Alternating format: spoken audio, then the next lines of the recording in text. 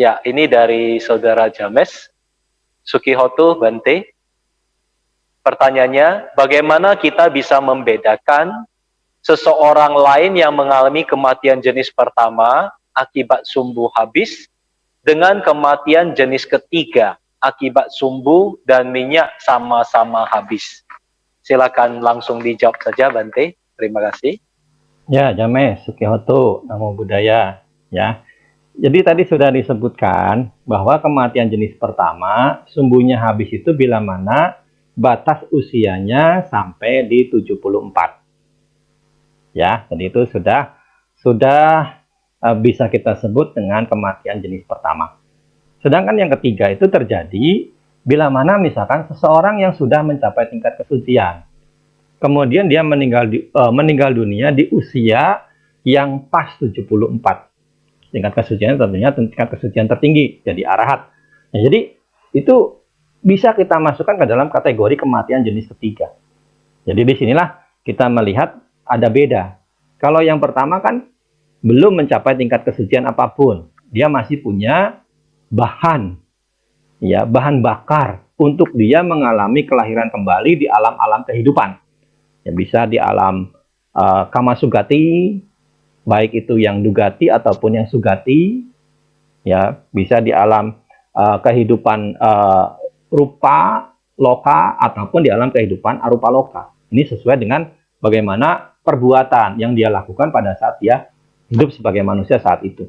Nah, sedangkan kalau yang ketiga kan bahan bakarnya sudah habis. Jadi dia tidak lagi mengalami kelahiran kembali di alam-alam kehidupan kamaloka, rupaloka, ataupun arupaloka. Kenapa? Karena memang dia sudah menghentikan akibat yang bisa membawa dia mengalami kelahiran kembali. Itu saja. Terima kasih. Ya, terima kasih atas penjelasannya, Bante. Menyambung pertanyaan tadi, kalau kematian seorang Buddha, dalam hal ini Buddha Gautama, yang kita ketahui bersama bahwa usia beliau capai pada usia beliau parinibbana atau wafat itu pada usia 80 tahun. Sedangkan pada zaman itu, usia rata-rata manusia adalah 100 tahun. Nah, untuk kematian dari Buddha Gautama ini, dapat dikategorikan ke jenis kematian yang mana, Bante? Mohon penjelasannya. Ya, parinibbana Sang Buddha Gautama juga bisa kita kategorikan sebagai yang ketiga. Ya, karena meskipun saat itu usia rata-rata manusia 100 tahun, beliau meninggal di usia 80. Tapi dengan kondisi batin yang sudah tidak lagi punya bahan bakar untuk mengalami kelahiran kembali. Ya, sebenarnya kan disebutkan juga di dalam sutta, seandainya Sang Buddha mau, ya beliau bisa hidup sampai 1 kalpa atau bahkan lebih. Ya, tapi kan kalau kita logikakan, nanti ketika Sang Buddha hidup sampai 1 kalpa atau bahkan lebih, kan ajaran beliau tidak lagi ada relevansinya, ya kan? Karena salah satu esensi dari ajaran Sang Buddha kan anicca, tidak kekalahan, ya kan? Ya, jadi itu. Ya, jadi Sang Buddha Gautama, ya pokoknya mereka yang sudah mencapai kesucian ketika tidak lagi punya bahan bakar, meninggal dunia, ya itu masuk ke dalam kategori kematian ketiga. Terima kasih, Bante, atas penjelasannya. Kita menuju dulu ke pertanyaan dari slide. Dari Saudara Andrew Yogianto, Surabaya. Pertanyaannya, bisakah kita mendoakan orang-orang yang sudah mau meninggal dari agama lain? Apakah mereka mampu menerima pelimpahan jasa ini, walau sewaktu hidup sudah lama berkeyakinan pada agama lain? Mohon saran dan masukannya, Bante. Terima kasih. Ya, Andre. Kadang-kadang kita punya keyakinan yang berbeda dengan orang-orang yang kita cintai, atau ada yang orang tuanya dengan anak itu beda keyakinan. Nah, menyikapi hal ini gimana, Bante? Mohon. Ya. Saya pernah membaca ya sebuah true story yang pernah ada di media sosial. Ada cucu, dia tinggal di Jakarta karena studi. Sedangkan aslinya dia itu dari Bali. Latar belakangnya ya dengan kakeknya, dengan keluarga papa mamanya itu beda keyakinan. Nah, si cucu yang merantau ini, dia tertarik untuk aktif di wihara. Nah, satu hari di bulan-bulan 7, di bulan-bulan Citwe, di bulan-bulan Cengbeng, ya kan, di wihara kan kita sering mengadakan patidana itu, ya.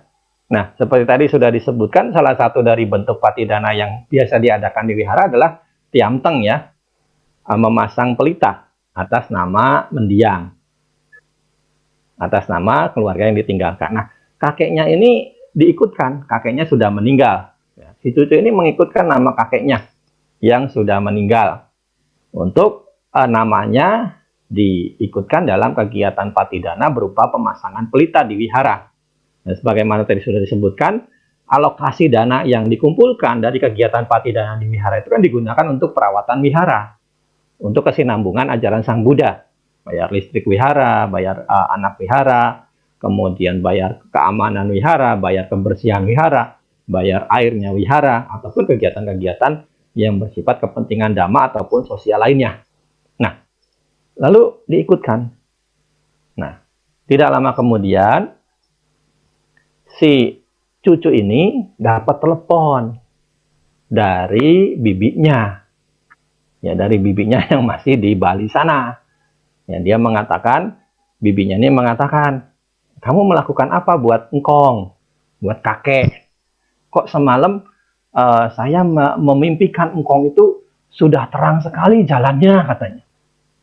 Nah, di sini akhirnya apa istilahnya, kan kadang-kadang kita mengalami seperti itu, ya. Kalau keluarga kita mengalami kesulitan di alam sana, mereka memberitahu lewat mimpi. Makanya kan ada berapa 4 sebab mimpi, ya. Di dalam Dhamma dijelaskan, ada karena aktivitas sehari-hari, ada karena kita mengalami kesan yang kuat, ya. Kemudian karena ada makhluk tertentu yang memang memberitahu lewat mimpi. Ya, bisa itu dewa, bisa itu makhluk-makhluk yang adalah keluarga kita yang memang membutuhkan pertolongan dari diri kita. Nah, itu bisa saja terjadi. Ya, jadi ini. Jadi, kenapa? Apa yang kamu lakukan? Kata si bibi ini bertanya kepada keponakannya yang baru saja mengikutkan nama engkongnya ini dalam kegiatan patidana berupa pemasangan pelita di wihara. Ya, padahal kan ini beda keyakinan. Ternyata kan yang namanya kebajikan itu ya tidak ada label agamanya. Yang namanya kebajikan itu sifatnya universal. Ya, jadi tidak ada label agama. Oh, dia kan agamanya bukan Buddhis. Ya, bisa nggak dia menerima pelimpahan jasa? Saya bisa saja. Ya, keponakan saya juga, ini pengalaman keluarga saya, ya. Keponakan saya, dia memang jarang ke wihara. Ya, jarang ke wihara, meskipun saya sering kadang-kadang ya nyuruh dia ke wihara, meminta dia datang ke wihara, ya sesekali saja dia datang. Ini diimpiin oleh kerabat yang sudah meninggal. Ya, nah, kerabat saya ini juga istilahnya dia bukan Buddhis lah yang memimpikan keponakan saya ini. Dan dia bukan beragama Buddha. Nah, dia sudah meninggal memimpikan keponakan saya. Apa yang terjadi? Dalam mimpi itu keluarga saya yang meninggal ini memimpikan lewat keponakan saya, dia di alam sana itu katanya kedinginan. Nah, keponakan saya cerita kepada cici saya. Ya, kemudian cici saya nanya sama saya, "Bante, apa yang harus kita lakukan ini?" Oh atau bibi, ya, ngimpiin si ini di alam sono katanya kedinginan. Saya mengatakan, ya keluarga kumpulin dana, beli selimut. Ya, beli selimut. Berapa banyak? Terserah. Ya, mau 1 lembar, mau 2 lembar, mau 3 lembar, mau setengah losin, mau 1 losin. Lalu diapain, Bante? Danain buat wihara. Karena di wihara kan ada kegiatan-kegiatan di mana umat itu bermalam. Seperti di sini di tempat kami kan ada Pabaja Samanera, ada latihan Atasilani, kadang-kadang ada latihan meditasi 1 hari, kadang-kadang ada latihan meditasi 3 hari. Nah, peserta ini kan membutuhkan selimut, jadi berfungsi buat kepentingan dhamma. Akhirnya selimutnya dibeli, keluarga saya membeli selimut, saya lupa berapa banyak itu. Kemudian kami pergi ke makamnya, ke kuburannya. Kami baca parita di sana, lalu tuang air pelimpahan jasa. Nah, sejak saat itu sampai hari ini kejadiannya sudah mungkin ada 10 tahun lalu. Ya, sampai hari ini ponakan saya tidak lagi dimimpikan seperti itu. Jadi inilah kita bisa melihat, meskipun beda keyakinan, yang namanya kebajikan itu sifatnya universal. Tidak ada label agama. Ya, yang penting ada niatan kita, ada ketulusan kita untuk mau berbagi jasa buat keluarga kita yang sudah meninggal, buat sahabat terdekat kita yang sudah meninggal, meskipun mungkin dalam kehidupan ini kita tidak sekeyakinan dengan mereka. Ya tetap pelimpahan jasa, kebajikan atas nama mendiang, perlu kita buat, perlu kita lakukan. Ya, demikian. Terima kasih, Andreu. Terima kasih atas jawabannya, Bante. Cukup memuaskan. Nah, berarti satu hal yang perlu diingat, jangan ada kesan bahwa kita mengkotak-kotakkan, bahwa orang yang berbeda keyakinan dengan kita tidak perlu atau tidak mau untuk melimpahkan jasa kebajikan ini. Karena kebajikan itu sifatnya universal, getaran pikiran baik yang kita sampaikan itu dapat diterima oleh makhluk yang kita mau limpahkan tanpa embel-embel agama. Nah, berarti Bante di sini harus ada, setelah kita melakukan perbuatan baik, katakanlah tadi tiamting untuk wihara, atas nama mendiang, atas nama orang yang sudah meninggal. Nah, berarti prosesnya tidak hanya selesai sampai di situ. Apakah benar bahwa kita harus melakukan satu upacara lagi agar mendiang ini dapat mengetahui kebajikan yang telah kita lakukan? Apakah benar demikian, Bante?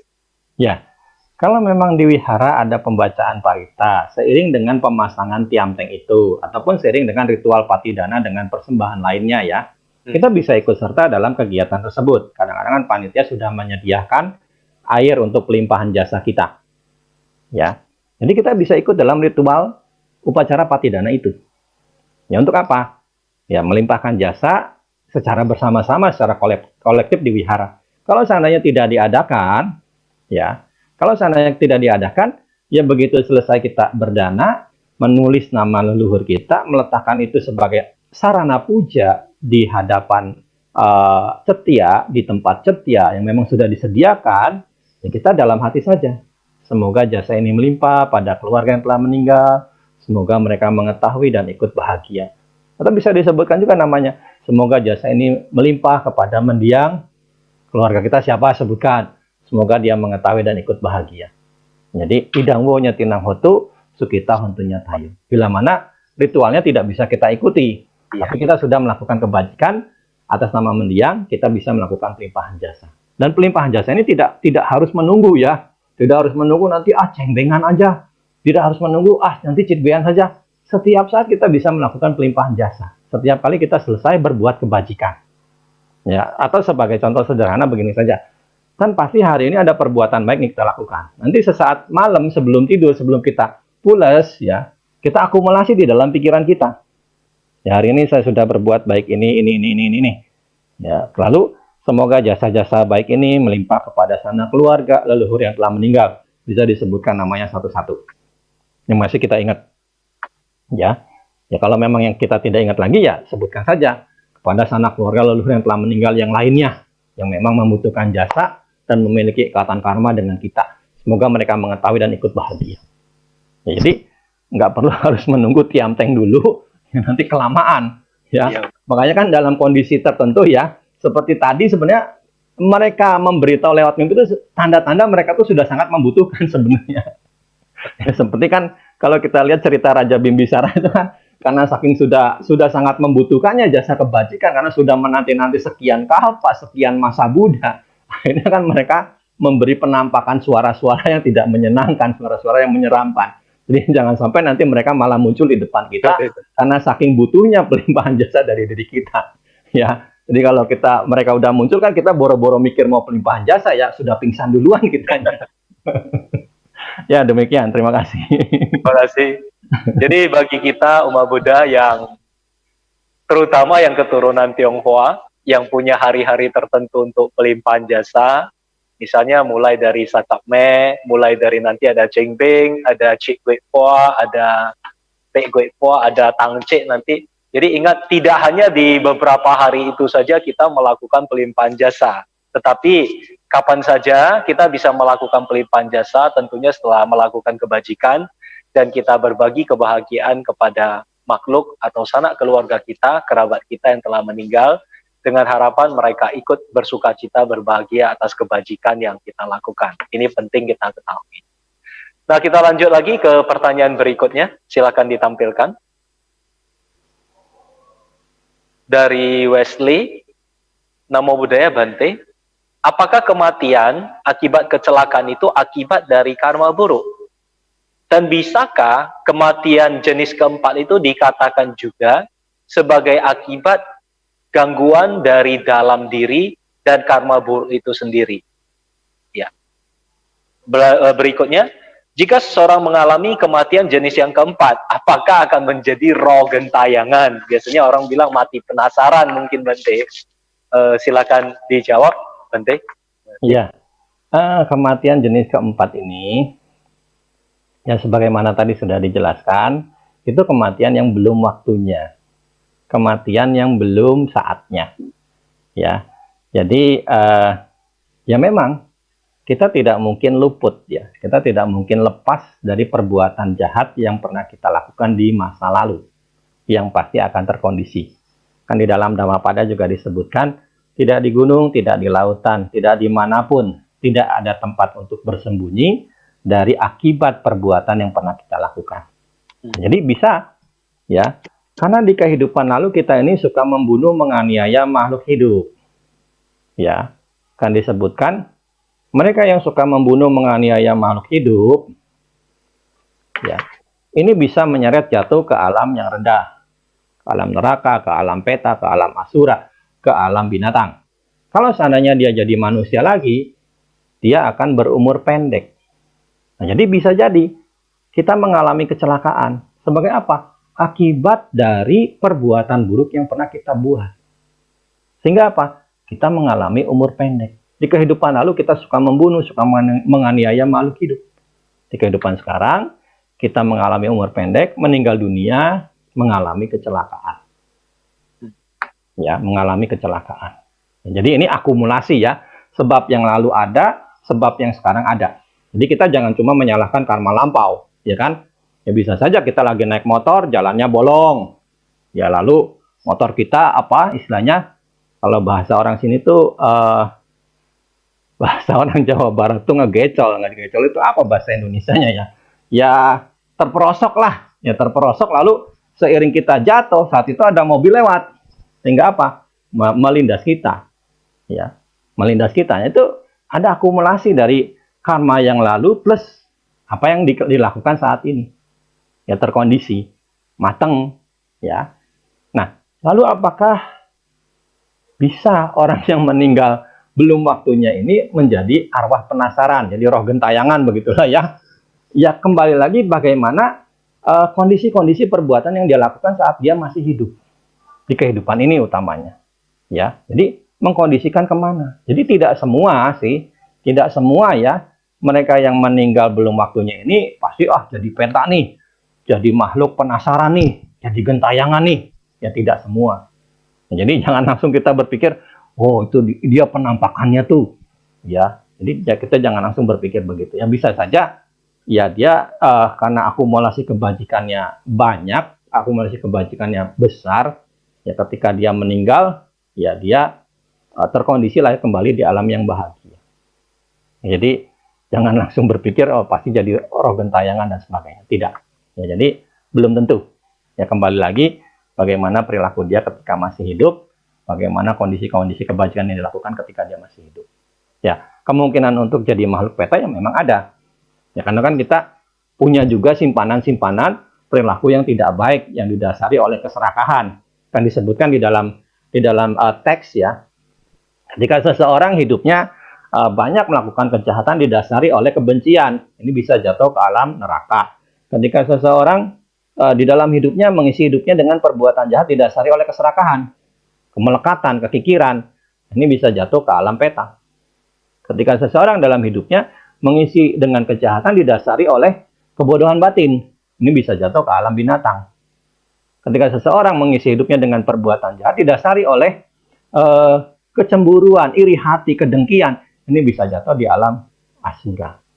Jadi bagaimana ketika dia berbuat, ya kalau baik-baik kan bisa jadi manusia lagi. Kalau baik-baik yang lebih banyak lagi bisa lahir kembali di alam dewa. Ya, meskipun itu mungkin di alam dewa bumi, ya di dalam kelompok dewa Catu Maharajika. Ya, setidaknya dari kondisi-kondisi baik yang dibuat itu mengkondisikan dia tidak jatuh ke alam rendah. Ya, demikian. Terima kasih. Terima kasih Bante atas penjelasannya. Ya, satu hal yang sudah harus kita mengerti juga bahwa tidak selamanya orang yang matinya kecelakaan atau sebelum usianya habis, ya dikatakan kematian terjadi itu terlahir di alam yang buruk. Itu sangat tergantung pada perbuatan-perbuatan yang dilakukan semasa hidup. Jika sering melakukan perbuatan baik, menjaga pikiran dengan baik, biasanya juga akan berakhir dengan baik. Pikiran terakhir seseorang pada saat akan meninggal itu juga akan menjadi baik. Jikalau dalam kebiasaan hidup sehari-hari senantiasa menjaga pikiran, ucapan, dan perbuatan dengan baik. Jadi jangan punya pandangan yang negatif saja terhadap jenis kematian ini. Terima kasih, Bante. Saya menerangkan ini karena di negara Buddhis kan sering terjadi kecelakaan, biku sama nera meninggal dunia. Iya kan? Iya, kadang. Ini kan ada juga ya biku-biku itu meninggal belum waktunya, ya kan, meninggal belum waktunya. Kenapa ya? Karena memang kondisi dari karma lampaunya mendesak untuk matang, kan kita nggak bisa menolak. Iya, kan, seperti yang pernah terjadi di sangga kita beberapa puluh tahun lalu, ya kan? Ya. Dengan saksi yang masih hidup, ya, yang mulia Bante Cittaguto Artimido Mahatera. Ya. Ya kan, ada beberapa sahabat beliau yang meninggal dunia pada saat itu terjadi. Ya. Oke, Bante. Terima kasih penjelasannya, Bante. Kita menuju ke pertanyaan slide lagi. Silakan ditampilkan. Dari Julin Medan. Terima kasih atas penjelasannya, Bante. Saya mengerti akan kata berlebihan dalam upacara pergabungan. Bagaimanakah tindakan yang bijaksana dalam mengurus kematian setelah baca parita, kemudian jenazah dibakar? Terima kasih. Iya. Silakan. Julin, ya, terima kasih Julin. Setelah jenazah dibakar, dikremasi, ya, lakukan yang selayaknya. Misalkan apa? Keluarganya sepakat, mau dititipkan di rumah abu yang ada di wihara. Ya kan, itu nanti ada donasinya, ya. Dan donasinya itu kan juga digunakan buat kepentingan dhamma. Nah, ataupun kemudian keluarganya sepakat, tidak dititipkan di wihara, ya, dilarung saja. Itu juga bisa dilakukan. Ya, dengan pada saat pelarungannya diadakan baca parita. Ya, setelah kremasi kan abunya diangkat, keluarga memilih mana yang tulang, mana yang abu peti. Kemudian abu tulang itu kalau memang belum hancur kan ditumbuk, ya, kemudian dimasukkan ke dalam guci. Kalau memang mau dititipkan abunya itu di wihara, ya kesepakatan keluarga saja bersama. Ya, nanti siapa yang mau menanggung donasinya, atau bareng-bareng patungan, ya urunan, atau mungkin keluarga sepakat mau dilarung saja, dibuang di laut ataupun di sungai, ya, yang memang ada izinnya, ya, dari pihak pengelola rumah krematorium. Ya, jadi lisensinya, izinnya dari krematoriumnya. Ya, dilarung saja. Lalu setelah selesai dilarung, ya bisa di rumah, ya keluarga melakukan ritual upacara patidana 3 harinya, 7 harinya. Dan kan kita dalam masyarakat kan terbatas sampai 3 tahun, ya. Kadang-kadang 3 tahun juga sebenarnya hitungannya 2 tahun. Ya kan? Bukan 3 tahun pas, ya. Kalau dalam tradisi Jawa kan sampai 1000 hari. Nah, dalam tradisi Tionghoa kan 3 tahun, tapi 3 tahun itu sebenarnya 2 tahun, plus dipotong anak laki-laki, ya. Jadi makin pendek. Nah, sebenarnya itu bisa dilakukan terus-menerus, tidak harus terbatas sampai 3 tahun. Ya, sebenarnya esensi dari patidana ini juga buat kita, plus mendidik anak cucu kita juga untuk tetap menghargai, menghormati leluhurnya. Jadi diharapkan nanti ketika kita meninggal, mereka bisa terus meneruskan perilaku baik, mengingat keluarga leluhur yang sudah meninggal, ya, dan melimpahkan jasa baik kepada sanak keluarga leluhur yang telah meninggal tersebut masih tetap berjalan. Ya, jadi Julin bisa tetap melakukan setelah leluhurnya dikremasi, abunya dititip di wihara ataupun dilarung, ya, itu bisa dilakukan patidana terus-menerus. Jadi pokoknya setiap hari pasti ada kebajikan yang kita buat. Jangan lupa itu dijadikan sarana untuk melimpahkan jasa kepada keluarga yang sudah meninggal. Terima kasih. Ya, terima kasih atas penjelasannya, Bante. Menyambung pertanyaan Julin tadi, tentang yang berlebihan itu, upacara yang berlebihan itu, mungkin arahnya ke yang seperti yang kita lihat ya, Bante. Yang seperti kita lihat di kenyataan kehidupan sekarang, biasanya kadang-kadang dibuat sesuatu yang sangat mewah, sangat luar biasa, pembakaran rumah, pembakaran mungkin perahu segala macam yang sampai berapa puluh meter panjangnya buat satu kejadian yang luar biasa gitu. Dan satu lagi ada kebiasaan, mungkin Bante tahu bahwasanya pada saat jenazah akan diberangkatkan ke tempat peristirahatan terakhir atau ke kuburan atau dikremasi, biasanya kan ada iring-iringan mobil tuh. Nah, biasanya ada dari pengurus rumah dukanya itu yang di belakang itu ada yang selalu menebarkan kimchua itu, menebarkan kimchua sepanjang perjalanan. Nah, itu maknanya apa, Bante? Mungkin Bante mengetahui atau latar belakang diadakannya kebiasaan seperti itu. Mohon penjelasannya, Bante. Terima kasih. Saya ingin menerangkan dulu tradisi bakar rumah-rumahan, tradisi bakar duit-duitan ya, ataupun bakar yang lain. Kan sekarang menyesuaikan dengan teknologi, dengan kemajuan zaman ya. Kadang-kadang kan ada ketika kita datang ke rumah duka, tidak hanya sekedar rumah-rumahan, tapi juga ada TV dari kertas, ada mobil dari kertas, ada motor dari kertas, ada sepeda dari kertas, ada laptop dari kertas, ada ya pokoknya segala macam lah dari kertas gitu ya. Kemudian nanti ketika jenazah dikubur atau dikremasi itu juga ikut dibakar. Nah, saya pernah membaca satu kisah bagaimana tradisi ini bermula. Ini satu kisah. Sebenarnya kalau kita melihat tradisi-tradisi ritual yang dilakukan oleh orang Tionghoa itu banyak latar belakangnya. Ya kan? Ya, seperti tradisi makan bacang itu kan banyak ceritanya ya. Ada cerita Kut Yuan ya, Kut Yuan. Ya kan? Ya, kemudian tradisi cengbeng juga banyak itu. Ada yang dari Kacuciu ya. Itu juga banyak sekali tradisi cengbeng itu ceritanya. Nah, ada yang dari Cuk Guanciang. Nah, saya pernah membaca tradisi bakar kertas ini, bakar rumah-rumahan dan sebagainya. Itu bermula dari Kaisar Beng Taichou. Jadi ini kaisar pendiri dinasti Ming. Ya, pada sekitar tahun 1300-an ya. Kan kita mengetahui di Tiongkok sana itu ada banyak dinasti. Ada Qin, ada Song, ada Han Barat, Han Timur, dan sebagainya. Nah, Kaisar Beng ini, Kaisar Beng Taichou ini, dia seorang Buddhis yang taat. Ya, sehari-hari kitab kesukaannya yang dia baca adalah kitab perjalanan ke alam neraka. Ya, beberapa sudah ada. Kadang-kadang kita kalau ke kelenteng kan ada menemukan kitab perjalanan ke alam neraka itu. Ya, di buku free yang ada di kelenteng biasa diletakkan untuk kemudian diambil dibawa pulang. Nah, satu kesempatan kaisar ini inspeksi lah. Kalau zaman sekarang itu belusukan. Sidak. Ya, sidak ya.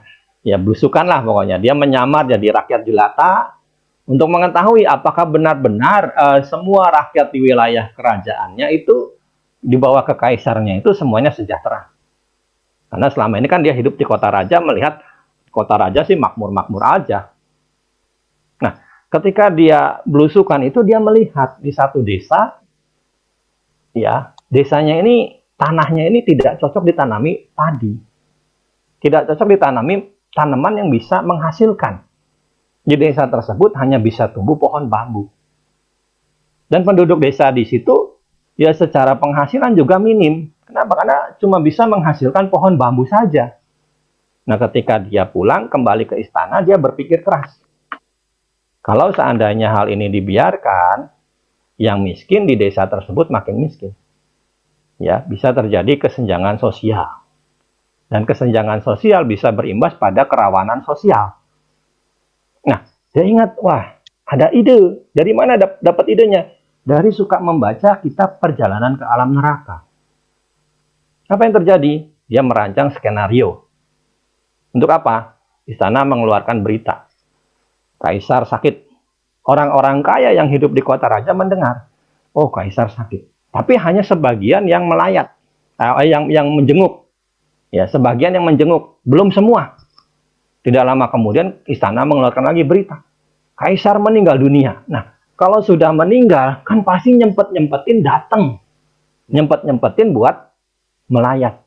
Nah, ketika semua orang-orang kaya yang hidup di kekaisarannya datang, di hadapan jenazah kaisar, ini cuma skenario sebenarnya. Dia sengaja sebenarnya untuk agar orang-orang kaya itu mau datang. Karena kalau diundang biasa kan belum tentu dia mau benar-benar memerlukan, mau benar-benar mau datang. Nah, ketika kaisar diberitakan meninggal dunia kan pasti mau nggak mau datang. Untuk apa? Memberikan penghormatan terakhir. Nah, ketika semua orang kaya ini datang berkumpul di hadapan jenazahnya, kaisarnya bangun. Ya karena memang ini skenario. Untuk tujuannya mengumpulkan orang-orang yang mampu.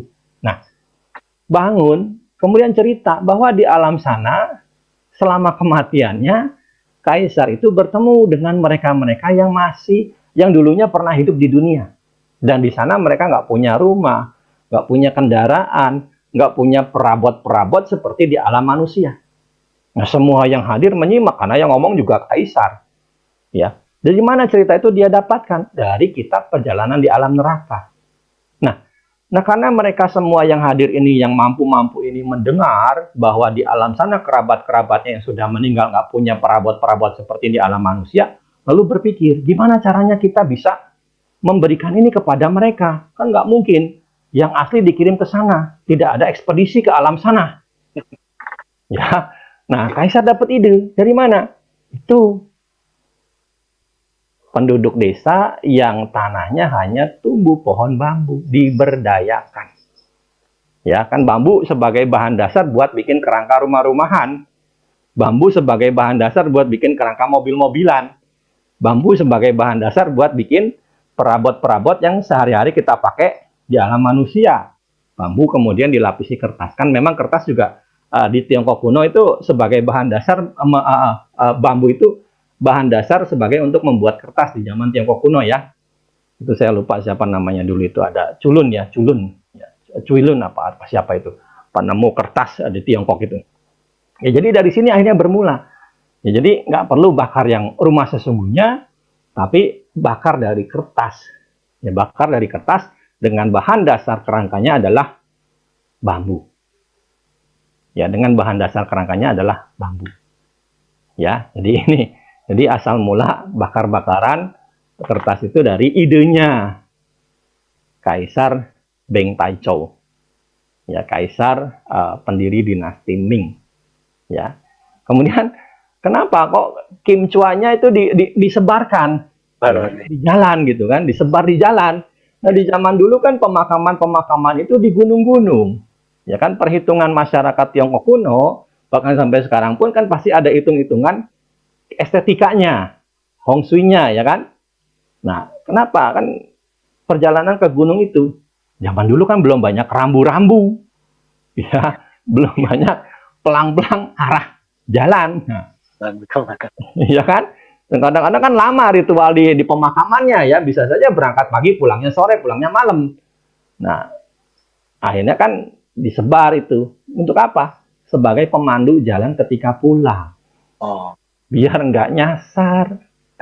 Ya, itu nanti kalau kena kan pakai lampion itu ada perak-peraknya kan nanti mengkilap kan itu bisa kita lihat. Ya. Kalau kita pakai ngaur apa nyebar makanan kan bisa dimakan burung ya kan. Tapi kalau pakai kertas ya paling di tempat angin saja. Ya, ke tempat angin saja dia. Tapi tetap nggak bakal jauh gitu.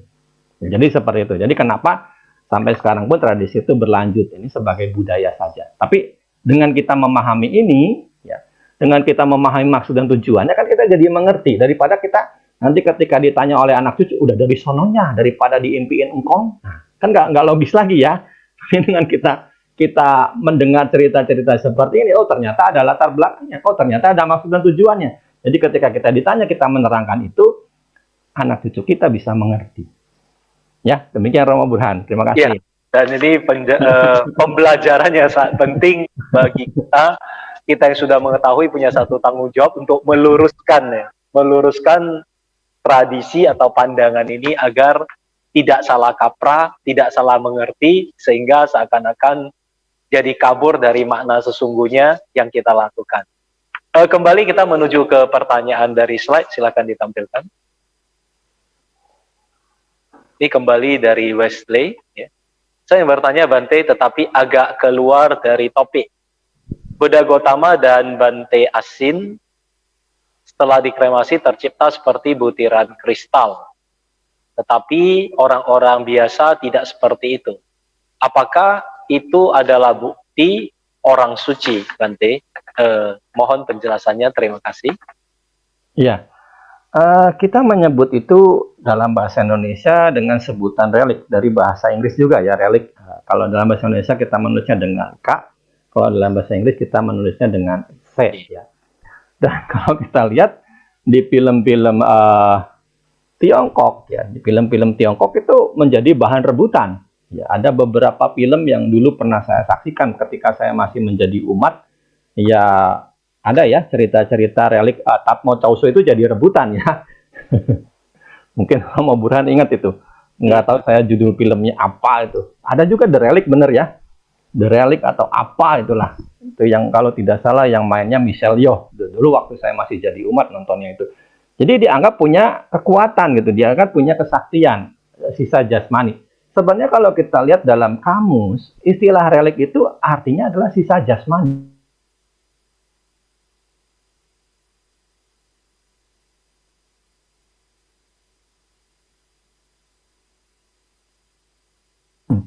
Tidak, bentar, ada gangguan ya, ada gangguan sinyal dari ini, sinyal terputus. Sementara kita menunggu dari penjelasan Bante tentang ini, kita dapat Beranggapan, oh ketika seseorang yang ini sudah tersambung kembali, Bante, tadi terputus. Oh tadi terputus ya? Oh ya, ya nih, internet saya agak kurang bagus karena memang cuacanya sudah mulai mendung. Ya, saya ulang lagi ya.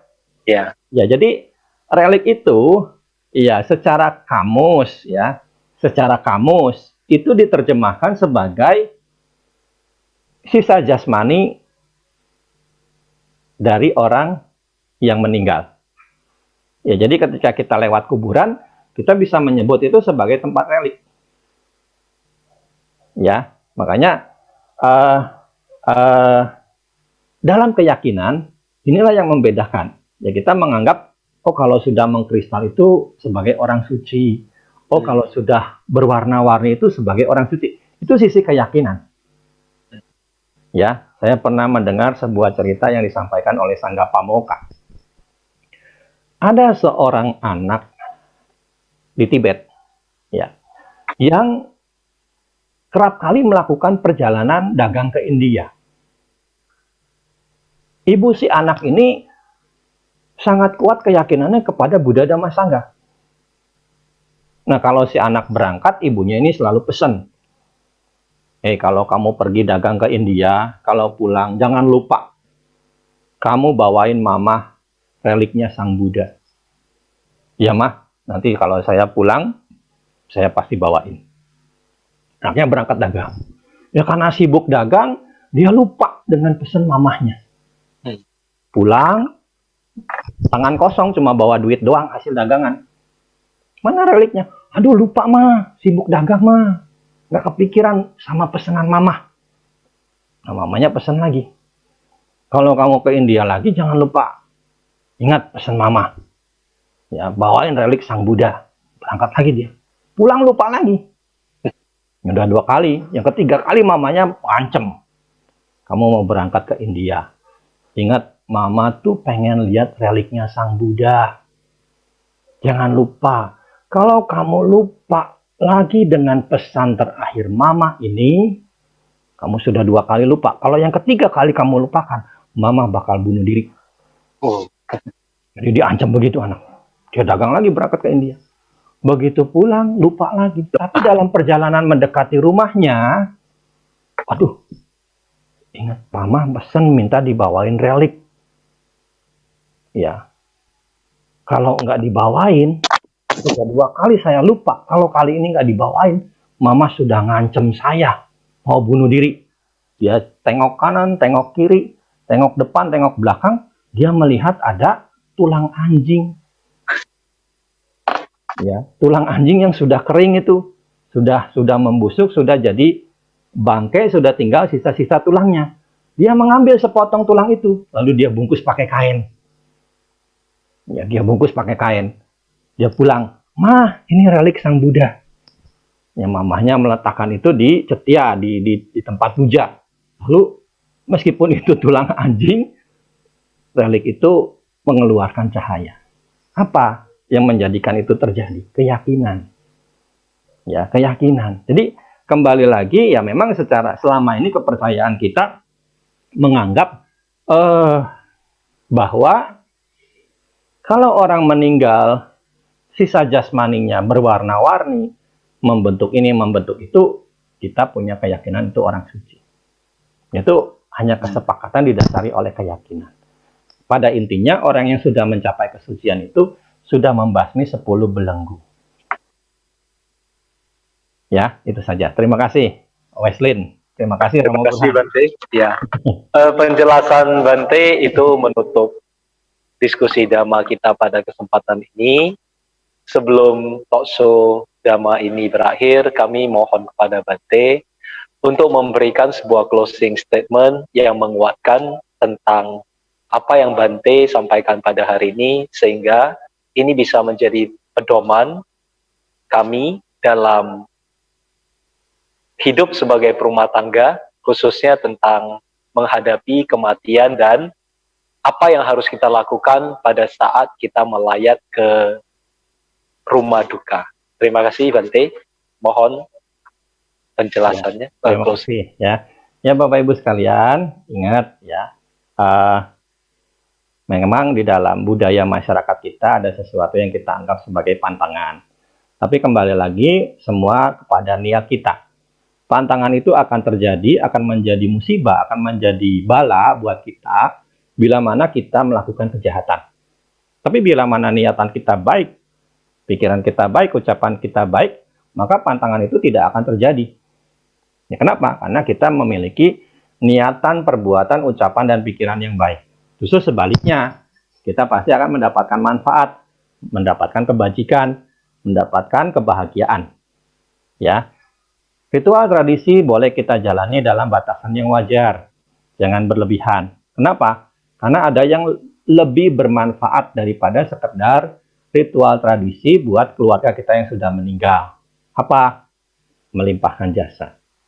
Jadi kita berbuat baik dulu atas nama mendiang, lalu jasanya kita tujukan buat mendiang. Sebagaimana tadi sudah disebutkan, sudah dijelaskan, dikutip dari Tirakoda Sutta, bukan tangisan, bukan ratapan, bukan bentuk upacara ritual perkabungan yang berlebihan, tapi jasa kebajikanlah yang bisa memberi manfaat buat sanak keluarga leluhur kita yang sudah meninggal. Ya, jadi inilah bagaimana kita sebagai umat Buddha melakukan ritual yang bisa menolong dan memberi manfaat buat keluarga kita yang sudah meninggal, yang mungkin memang sangat membutuhkan jasa kebajikan dari kita. Ya, tadi sudah disebutkan juga bahwa ketika keluarga kita membutuhkan jasa itu dan kita melimpahkannya, koneksinya nyambung, mereka akan langsung menerima seketika itu juga, dan mereka akan menerimanya untuk waktu yang lama.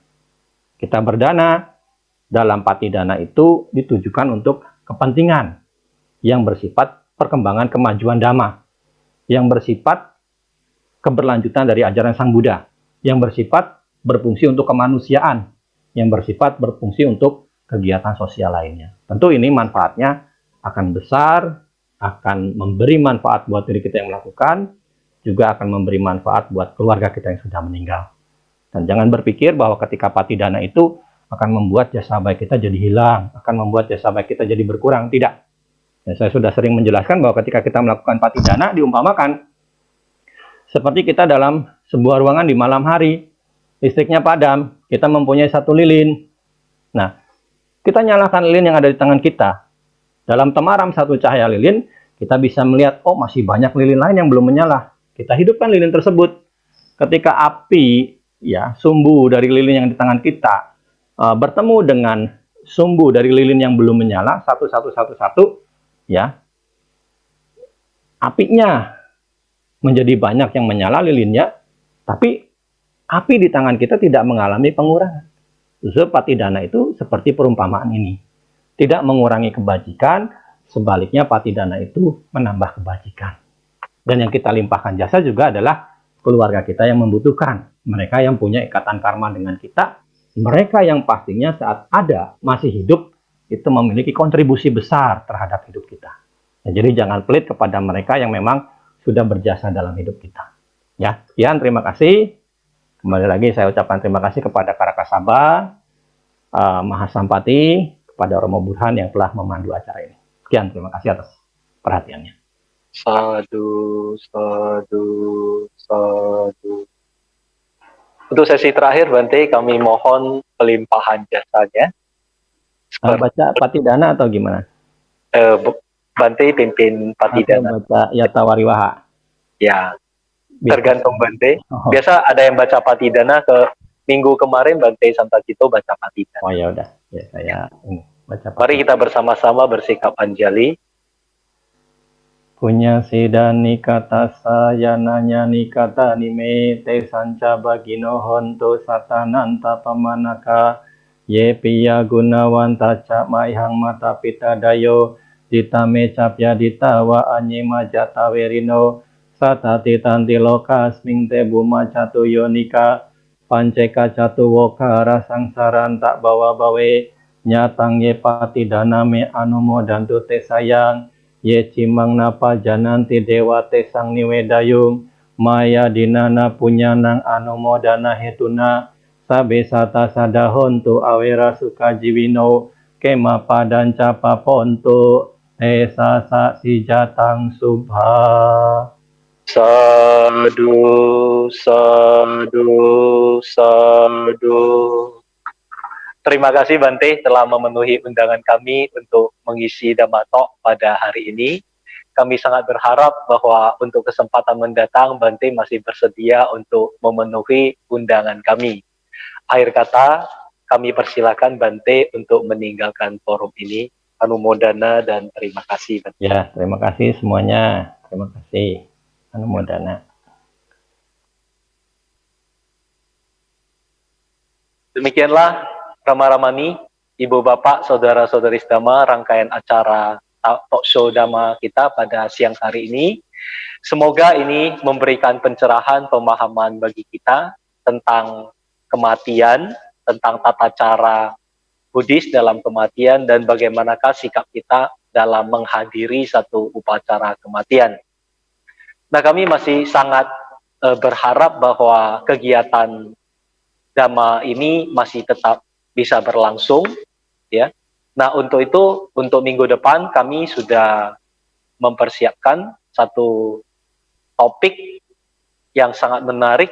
Ini yang akan disampaikan oleh Biku Atadiru Tera. Judulnya Evaluasi Batin Menyongsong Tahun 2021. Nah, ini tepat sudah di akhir tahun ya, tahun 2020. Kita mempersiapkan batin, evaluasi batin untuk menyongsong tahun 2021 yang pada minggu depan yang menjadi hostnya adalah Bapak William Eskom MM. Kembali di waktu yang sama.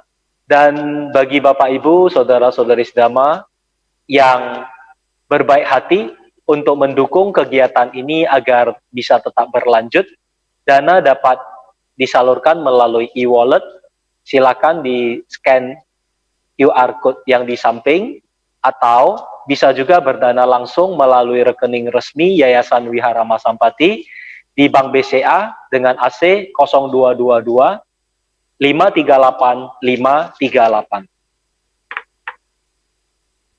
Nah, Bapak Ibu, demikianlah rangkaian acara talkshow pada hari ini. Saya Pandita Muda Burhan Bati Palo mengucapkan semoga kita semua sehat sejahtera. Semoga kita semua berbahagia. Sabesata Bawantu Sukitata, semoga semua makhluk hidup berbahagia. Saya mohon diri undur dari kegiatan ini. Sofi, waktu.